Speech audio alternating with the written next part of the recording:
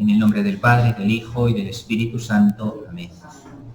Pues comenzamos hoy una nueva parte, ya hacia el final de la explicación de la Eucaristía en el Nuevo Testamento. Tenemos que explicar lo que dicen tanto el libro de los Hechos como las cartas de San Pablo, como San Juan en su Evangelio.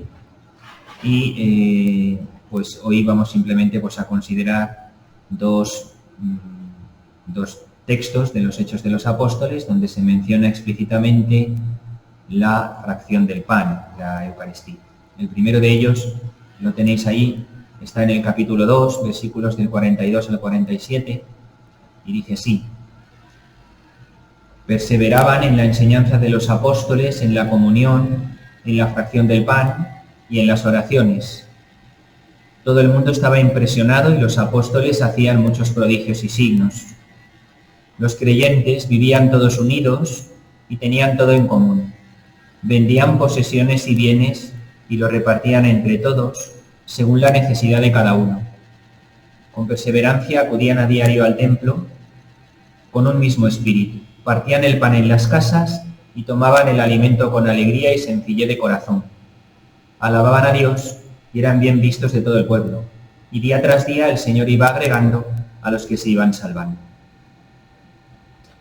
Este es el primero de los sumarios o resúmenes que en el libro de los Hechos de los Apóstoles describen en unos pocos versículos la vida de las comunidades primitivas. Y este es el primero de ellos, porque son tres.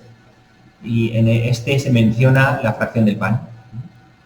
Viene situado justo después de que San Pedro, tras el prodigio de Pentecostés, ha pronunciado delante del pueblo su discurso, dando testimonio de la resurrección de Cristo y de que es el Salvador y el Mesías.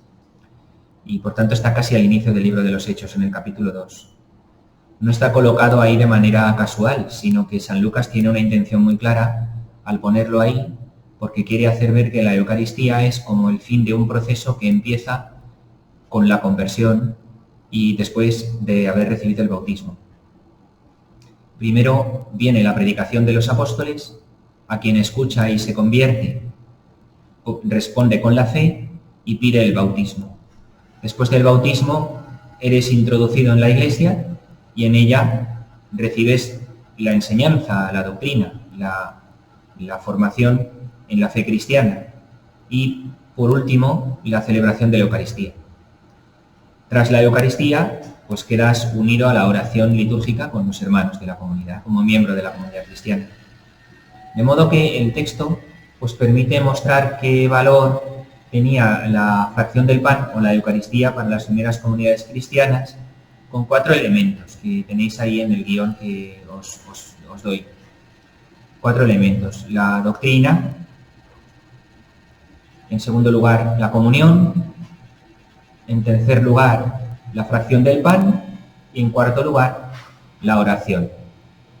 Podemos decir una palabra breve de cada una de las cuatro cosas. La doctrina, o didaché en griego, es puesta como un elemento constitutivo de la asamblea cristiana. Se trata de una introducción a la fe, de una instrucción para enseñarles a los que están recién convertidos. Es una catequesis en la que se explica la Escritura a la luz de Cristo como clave para entender toda la palabra de Dios de la Escritura. Y no es ya simplemente esa predicación exhortando a la conversión, es ya como una catequesis más menorizada y más detallada para aquellos que ya convertidos han recibido el bautismo. En segundo lugar, la comunión, en griego koinonia, se podría traducir al castellano como unión comunitaria. Y esta también aparece en el texto. Ahí veis cómo va describiendo San Lucas, que es el autor de los Hechos de los Apóstoles, que hay una solidaridad entre todos los que forman parte de la comunidad, que no solamente es espiritual, sino también material. Esta unión comunitaria significa y realiza a la vez comunión en el espíritu, en la fe, en el cuerpo y la sangre de Cristo y también en la ayuda a los más necesitados. Y conducía a una entrega de los propios bienes al servicio de la comunidad para que se pudiese atender por igual a las necesidades de todos y ninguno pasase apuros. Por tanto, la Eucaristía aparece así ya de inicio como una exigencia de comunión también en la caridad y en la solidaridad con los demás, con el hombre. El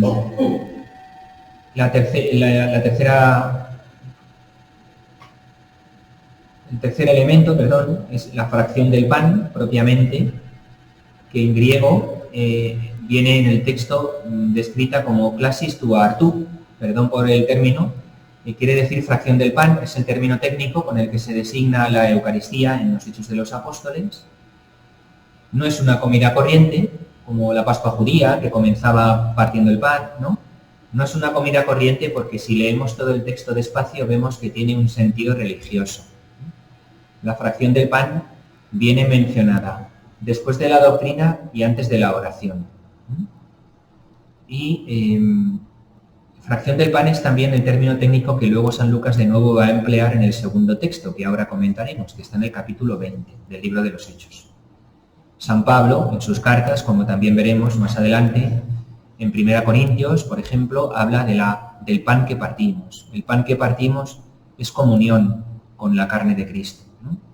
Y San Lucas habla expresamente de la fracción del pan aquí y también en su Evangelio. En el Evangelio de Lucas, ¿recordáis el episodio de la aparición de Jesús resucitado a los discípulos de Emaús? En la cual le reconocen al partir el pan. Y San Lucas emplea allí esta misma expresión, la fracción del pan. En ambas citas de San Lucas, estos artículos determinados, es decir, al decir la fracción del pan, especifica algo singular, no es un partir el pan cualquiera, es la fracción del pan con mayúscula. Es decir, es una acción completamente distinguida de toda otra comida común o corriente, con lo cual se señala su importancia singular. Y luego hay otro término con el que se habla también en el texto que aquí estamos explicando, que es el término agaliasis, que en griego quiere decir alegría, y nos da a nosotros a entender pues, la alegría de la fe con la que aquellas celebraciones tenían lugar, que caracterizaba el desarrollo de aquellas celebraciones. El cuarto y último elemento es la oración común que la comunidad primitiva lleva a cabo en la asamblea. ¿Veis? Si vamos al primer versículo, 42, arriba, de nuevo en la hoja, el versículo 42 aparecen los 4 elementos que hemos descrito. Perseveraban en la enseñanza de los apóstoles, didaje, en la comunión, koinonía, en la fracción del pan, klasis tu artu, y en las oraciones. Estas 4 perspectivas, digamos, o estas 4 grandes, núcleos en los que se estructuraba el valor que para la comunidad cristiana primitiva tenía la Eucaristía. Esta fracción del pan, por lo que también sabemos en los mismos textos de San Pablo especialmente, que así lo menciona, inicialmente se celebraba en una comida normal. Se reunían a la comida y al acabar la comida normal, entonces comenzaba la celebración de la fracción del pan.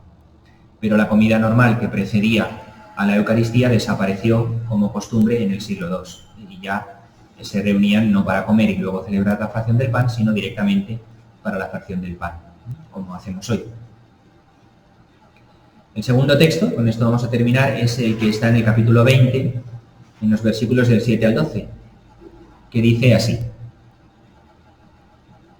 el primer día de la semana nos reunimos, habla San Lucas, está escribiendo en primera persona.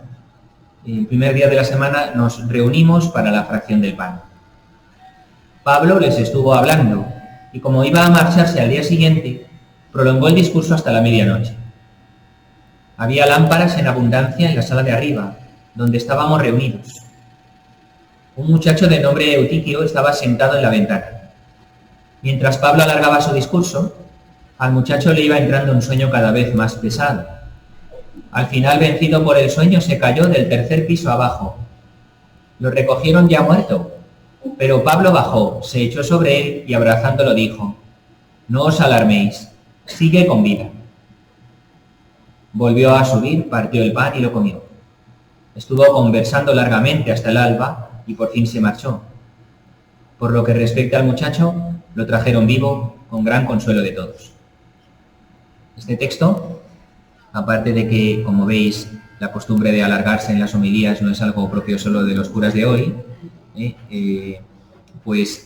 describe la reunión eucarística, que se celebraba, en este caso, no en Jerusalén, sino en Tróade, que era una ciudad ya de la región asiática, y es importante que trae la fecha indicada, el primer día de la semana, dice el texto, ¿no?